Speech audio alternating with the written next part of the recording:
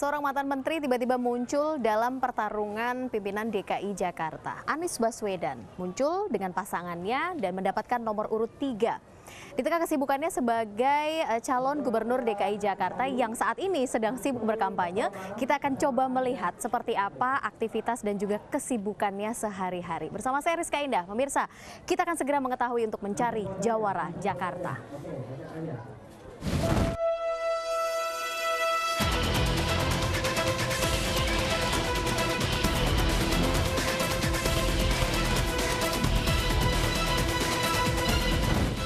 Saya siap jadi jawara Jakarta. Pak Anies, saya ganggu ya Pak Anies. Apa kabar? Di tengah-tengah kesibukannya saya ganggu pemirsa sesuai dengan janji saya ketemu dengan calon gubernur DKI Jakarta Anies Baswedan. Pak Anies apa kabar? Tetap sehat, tetap semangat? Sehat, semangat, padat, dan tapi menyenangkan. Tapi menyenangkan, oke. Apa yang menjadi tips Anda supaya terlihat tetap sehat, tetap bugar? Boleh dibagi dong Pak Anies?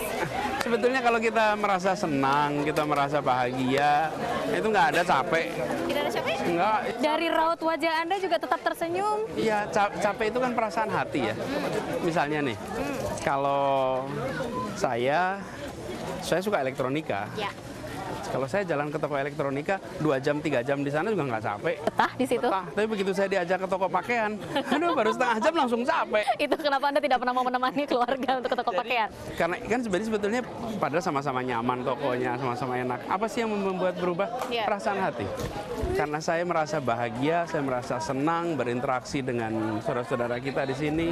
Jadi meskipun jadwalnya luar biasa padat, dari mulai subuh sampai kadang-kadang jam 11, jam 12 malam, hampir tiap hari, tapi rasanya menyenangkan. Oke, ini sudah beberapa hari Anda berkeliling begitu ya, dari ujung Jakarta. Mohon doanya Pak ya. Pak, MC minta foto KTP. Boleh.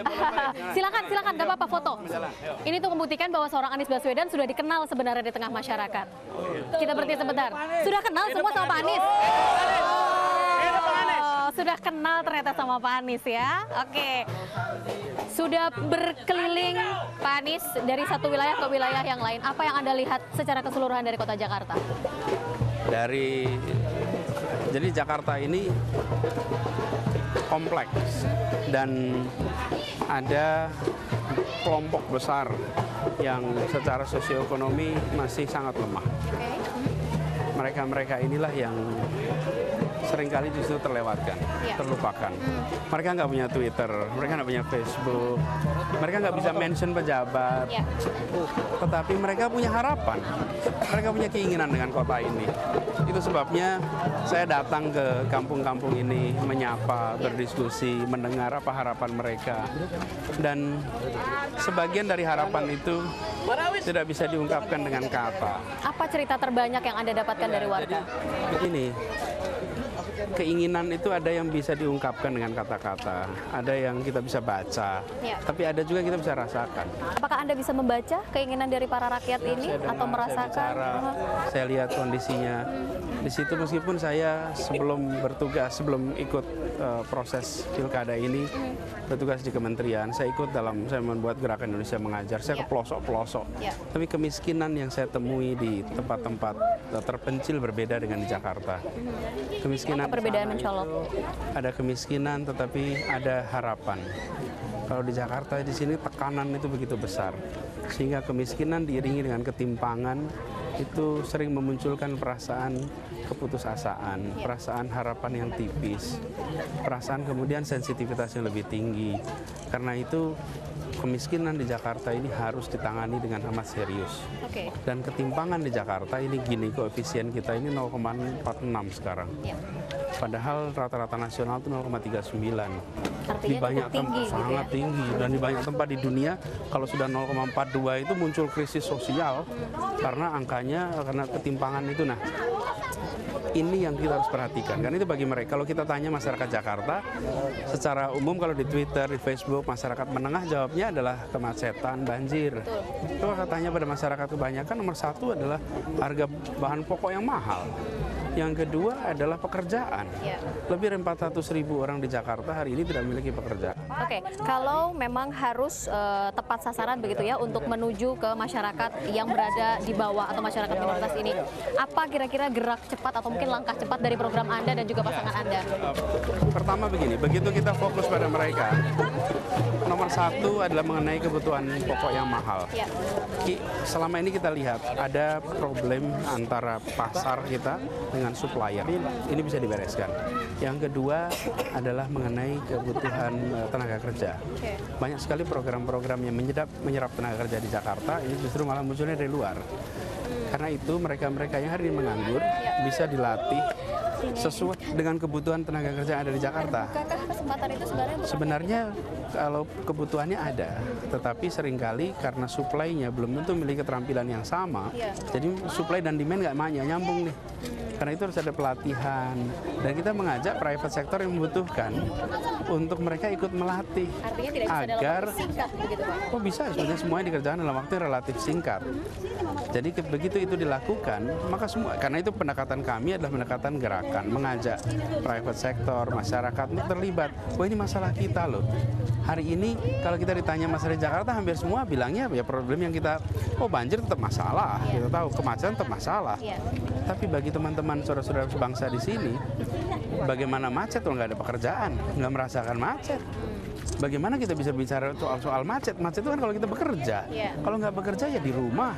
Dan ini nggak ada pekerjaan itu bukan soal nggak ada income saja. Ini soal harga diri, soal perasaan sebagai seorang anak bangsa. Nah, tugas seorang gubernur itu bukan saja memikirkan tentang kotanya, tapi yang jauh lebih penting memikirkan warga di kotanya. Apakah ada ketimpangan, apakah ada keadilan, apakah akses pada kesehatan, akses pada pekerjaan, akses pada pendidikan itu cukup. Itu sebabnya kenapa saya lebih banyak datang ke tempat-tempat ini bertemu dengan. Oke, Pak, boleh diberikan pandangan apa sebenarnya pandangan Anda terkait dengan ekonomi kerakyatan? Apakah memang Jakarta sekarang Apakah memang Jakarta sekarang sudah cukup dekat begitu dengan ekonomi kerakyatan? Sebenarnya ekonomi kerakyatan itu sendiri kan punya banyak makna ya. Tapi salah satu hal yang paling penting berbicara di dalam perekonomian itu bagaimana suplai tenaga kerja itu bisa terserap di dalam pasar tenaga kerja, sehingga tidak terjadi unemployment. Sebenarnya apa sih unemployment itu atau pengangguran itu? Pengangguran itu artinya suplai tenaga kerja dengan yang diserap itu nggak sama. Yang terjadi di Jakarta situasi itu. Mengapa terjadi? Jakarta ini adalah kota yang terbuka. Kota terbuka artinya yang melamar pekerjaan bisa dari Cianjur, bisa dari Cirebon. Artinya cukup luas begitu ya? Yang mensuplai ini, yang dari dalam sini sendiri banyak yang justru tidak mendapatkan pekerjaan. Nah, jika kita bisa mengidentifikasi mereka, jika kita serius menangani mereka, bisa kok kita bicara dengan private sector dan juga pemerintah. Cukup optimis kah Anda? Optimis. Bahkan pemerintah itu kalau membuat program bisa secara spesifik merekrut mereka-mereka yang dari dalam Jakarta. Mereka yang hari ini tinggal di Jakarta. Dan sebagian dari mereka sudah tinggal lama di tempat ini. Jadi bahkan entrepreneur opportunity untuk wirausaha itu harus didorong. Misalnya saya ketemu di kampung-kampung penjahit-penjahit. Mereka menyatakan, ada ordernya sekarang sedikit sekali Pak. Coba bayangkan kalau Pemda membuat baju seragam untuk sekian puluh orang, ratus orang. Kita beli dari konveksi yang sudah jadi. Apa sih sulitnya mengumpulkan sekian puluh penjahit tradisional di kampung-kampung dengan desain ini, dengan pola ini, ukurannya sekian. Mereka akan merasakan, jadi bisa cepat. Jadi sebenarnya ini tidak ada kesempatan untuk rakyatnya atau tidak dibuka kesempatannya? Kita tidak memikirkan mereka sebagai supplier dalam perekonomian kita. Yang kita pikirkan adalah efisiensi, efektivitas. Tapi distribusi tidak kita pikirkan dengan serius. Siapa yang mengerjakan? Di dalam mengambil kebijakan ada unsur yang sangat mendasar. Siapa mendapatkan apa, berapa banyak, di mana, dan kapan. Di situ keputusan seorang gubernur. Ketika dia mengatakan saya melakukan ini, maka pertanyaannya siapa mendapatkan keuntungan? Di mana, kapan, berapa banyak? Itu pertanyaan harus ada di benak kita. Jadi ketika mengambil policy itu bukan sekedar policy yang baik. Baik itu pertanyaannya baik, selalu baik untuk siapa dan bermasalah untuk siapa. Jadi Tadi saya cerita, bikin baju aja. Bayangkan kalau puluhan penjahit tradisional di kampung-kampung. Mereka dilatih, dikumpulkan 2-3 hari untuk menyeragamkan pola kerjanya, quality controlnya. Jadi kok hanya selama ini kita nggak membayangkan ini sebagai spirit Bung Hatta. Perekonomian dikerjakan dengan semangat kekeluargaan, dengan keberpihakan kepada rakyat banyak. Ini yang harus kita kembalikan. Anda yakin masyarakat kita mau ya untuk itu? Wih, bukan hanya mau sanggup dan pasti melampaui harapan kita. Saya mau coba tanya, Ibu kenal nggak ini siapa?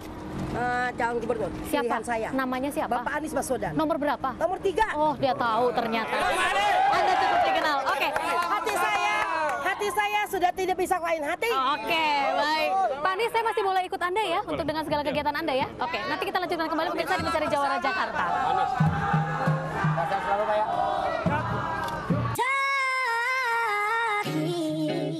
Dari Andika Enggar, Pak. Apa tuh katanya? Salam 2 jari, Pak Anies jangan banyakkan omong kayak Uno. Kok diem, Pak? Katanya jangan banyak ngomong.